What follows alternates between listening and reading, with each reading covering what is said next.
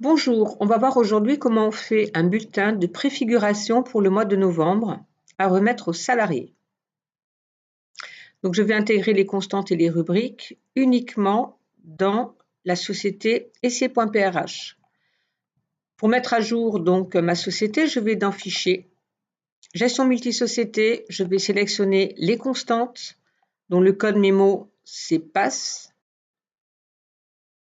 Je sélectionne toutes ces constantes en cliquant sur tout et je ferme la fenêtre. Ensuite, je vais dans Rubrique. Alors, dans Rubrique, je n'ai pas de code mémo page, je vais en créer un provisoirement dans Options, code mémo fenêtre. Je vais utiliser la première ligne. Je clique sur le code mémo, j'ai mes 8 rubriques que je sélectionne et ensuite je vais mettre à jour la société jeu d'essai dans Fichier, mise à jour des sociétés. Je sélectionne la société essai.prh en faisant mise à jour et j'édite un rapport. Maintenant, je vais retourner dans la société. Je vais mettre les bulletins modèles dans les rubriques, Fichier, Retour à essai.prh, Liste, Rubrique. Donc là, je fais CTRL-R pour sélectionner la 9896.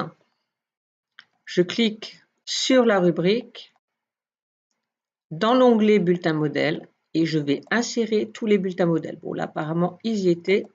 Et je vais faire ça pour les 7 autres rubriques.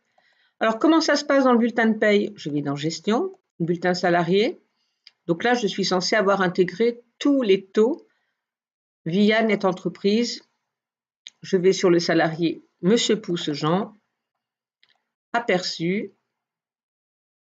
Donc là, je vais avoir un bulletin de paye classique où l'impôt retenu à la source n'est pas intégré. Maintenant, je veux voir le bulletin de paye en préfiguration, donc je fais un clic droit, édition du bulletin de paye. Je sélectionne le bulletin de paye 2018 préfiguration, OK, et je vais voir comment ça se passe. Donc là, c'est toujours un bulletin de paye clarifié.